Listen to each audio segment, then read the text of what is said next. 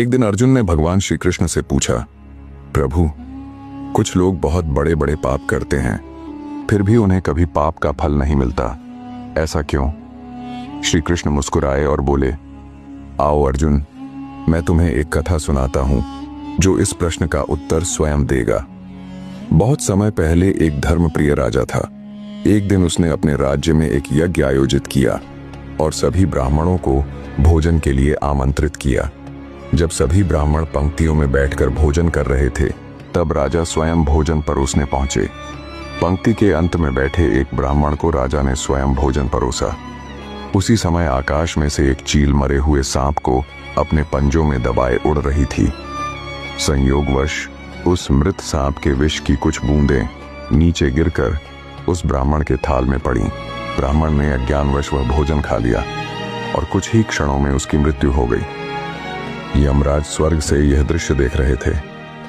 उन्होंने विचार किया, किसका दोष है? ना तो वह ब्राह्मण दोषी था, ना राजा जिसने सद्भावना से भोजन परोसा, ना चील जो केवल अपना आहार ले जा रही थी, और ना ही सांप जो पहले ही मर चुका था। यमराज को किसी में भी अपराध नहीं दिखा। समय बीत गया। कई महीनों बाद कुछ ब्राह्मण उसी राजा से मिलने राजमहल की ओर जा रहे थे।